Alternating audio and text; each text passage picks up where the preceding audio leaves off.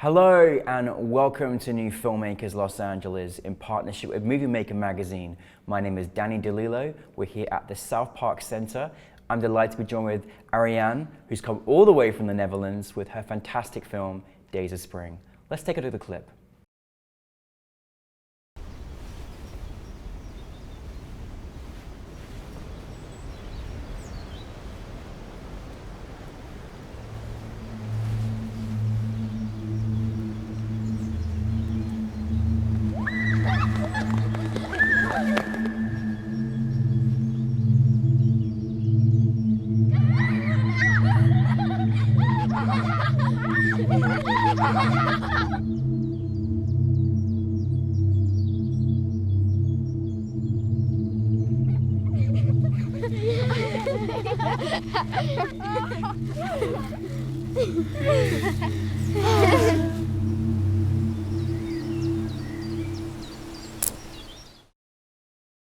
Arianne, thank you so much for being here. It's such a pleasure, and welcome to New Filmmakers LA.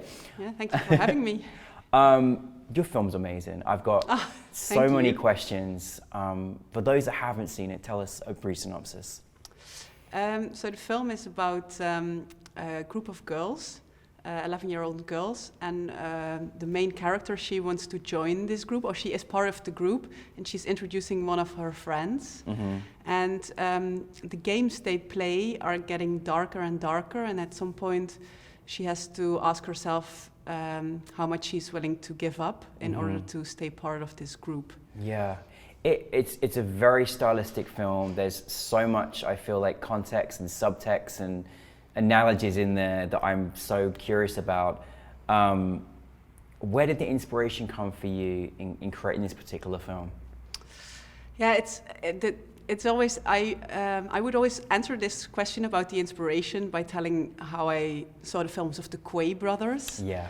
And that I wanted to do something that has something. They work with puppets, stop motion puppets, and I wanted to do something with.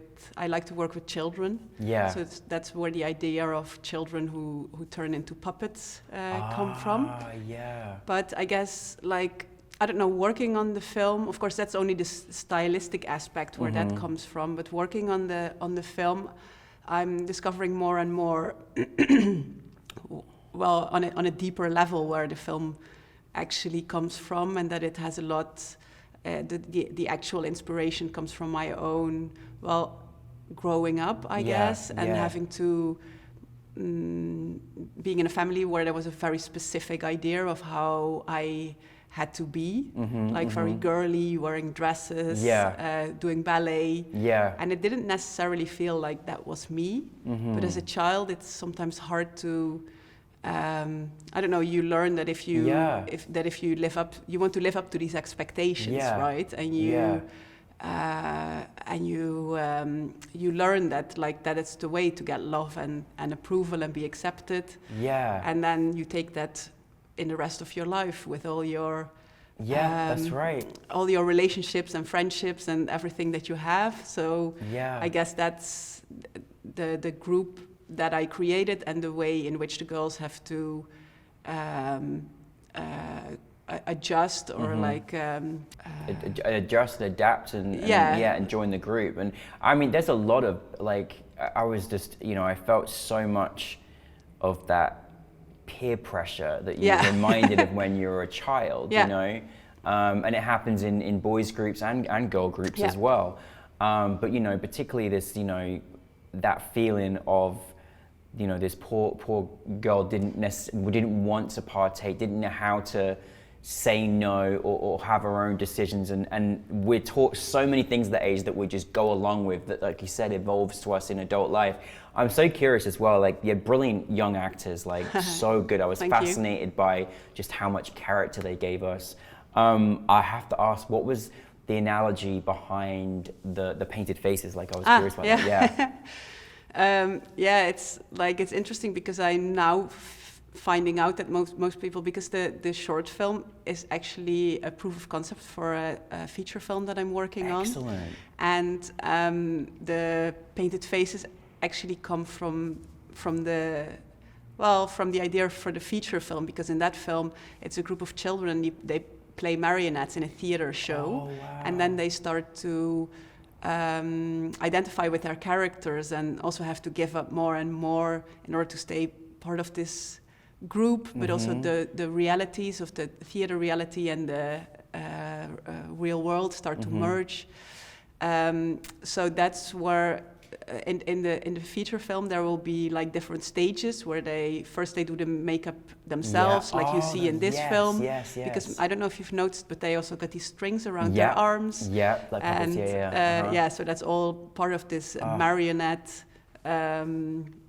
aesthetic. So they're playing. They're a group that plays that they are marionettes. Oh, you're so clever. Now I'm like, it's all coming to me now. I'm like, oh my God, it's amazing. And I can't wait I'm ready for the feature already. My goodness. Thank you. So you say, obviously, Arianne, you enjoy working with young actors. Yes, definitely. What was your experience directing, these young, brilliant actors? And how do you work as a director as well with these actors?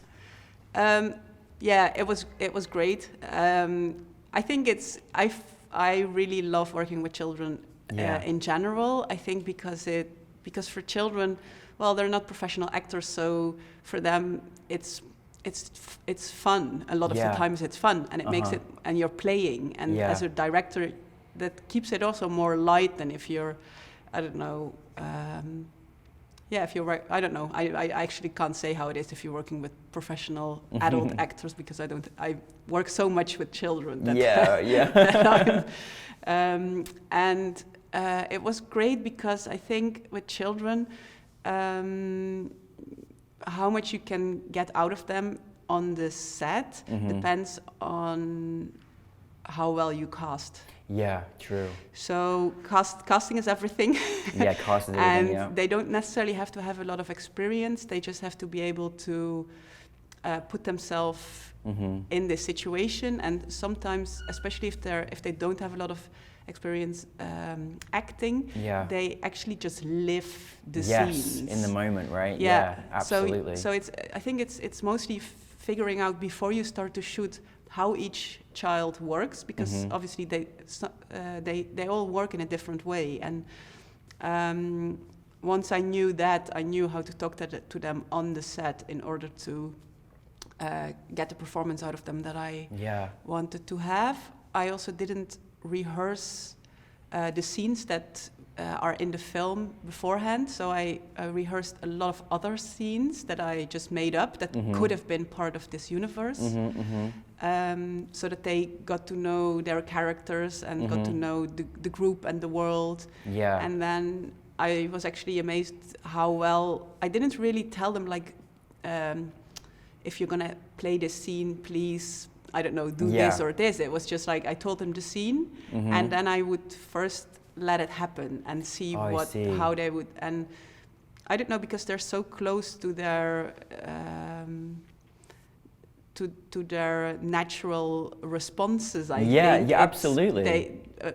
I actually talked to to all of them, but specifically to one of them just a month ago, and she saw the film again, and she said, like, when I see myself on the screen, I was just really feeling this. I was like experiencing. So she had she didn't really play the part. She just lived it. The part. And I think that's the beauty that you've got with working with young actors, right? Like you just said. And they give their authentic self of whatever you give them as a director as well. So I love that. I mean, it was very beautiful to watch on the big screen. Like, cinematography was just wonderful. Even the sound design was so intricate as well. Like, you could hear the way you started, you could hear a pin drop. It was really great. Is that kind of how you wanted for us to feel as an audience member too? Just to kind of like that kind of like, it was almost very silent moments, and we were like almost like holding our breath, like watching it as well. Yeah, I think like for this film, I thought like, because the girls are in a way, I don't know, they're not big actors who have a lot of they have a lot of presence, but I mean, I didn't want to blow them away with a big sound design. I also, because the film plays with the conventions of genre and there's some horror aspects in it, which makes it kind of tempting to make it to use all of these horror things, and I wanted to work against that. So I wanted it to be really grounded, a really grounded film. That I don't know, because of its groundedness in reality, I think that's possibly what makes it more creepy. Yeah, absolutely. No, it does. It does. Like sometimes, you know, I didn't know where you were taking us, which was great. Well, a great feeling. This was what I wanted, because it works. There you go. Great. Because and that's also something that my feature film want to do as well, where you think that it might all be girls just playing innocent games, and from the beginning I hope that there is already this kind of idea, like maybe it won't stay this way. Absolutely. And I think I mean, very much like a piece of art that you see, I think the greatness is your film feels like that for me, where everyone's got a different interpretation, you know, which is great. But I'm curious for you, what did you want your audience to take from your film? Sometimes it's hard to answer these questions, because I'm working at the feature film at the moment, and it gets mixed up with this film because it's in a way the same thing. So then I have to think, but I think one of the things that I find fascinating is the way in which cults work, because I think that's also a situation in which you step into something and you get drawn in, and there's some group dynamic, and in the end you're doing things that you never thought you would have done if you hadn't entered this group. And I think a lot of people think that they are not so sensitive to this aspect. They're like, no, but I would never, I don't know, go along with that kind of thing. And I think by using children, hopefully the audience is more willing to go along with it and understand how strong group pressure sometimes can be, and that that most of us, I think, are more susceptible to this kind of pressure, because we all want to be loved and absolutely. accepted. But I think the tricky thing is, you want to be loved and accepted, but in the end you want to be loved and accepted for who you are. And sometimes in a group that becomes kind of difficult, because you're inventing this new version of yourself, because you think that that's what people want you to be. And I think that's kind of probably something, that's probably the thing that I would, if they take that away from this film, and then hopefully later the feature, that No, that's amazing. Well, it's lovely to know the feature's coming next, and that's the next thing that you're also working on. And just to finalize, as a filmmaker, and for any filmmakers out there watching, is there any kind of piece of advice that you go by as a creative person that you could share with other filmmakers out there? It's a rough question. It's a rough question, because there are so many ways where I could take this question. I think, and I've heard this this week as well in this the new Filmmakers LA program, that somebody said nobody knows anything, and I think that might be actually, it was really, when I started making films, I thought that I was in a school, in a group of people who had actually more experience with fiction film than I had, and I always thought that other people knew things, and I would even ask for my own films, what do you think? What do you think?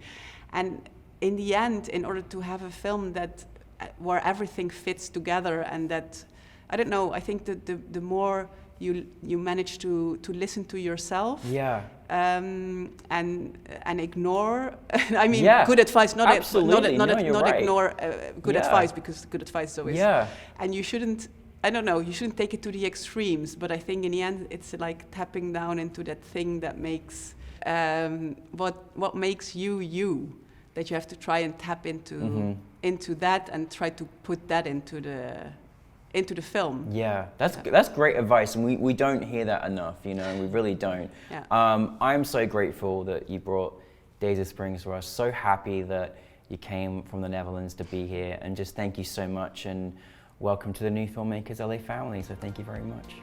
Thank you. Appreciate you.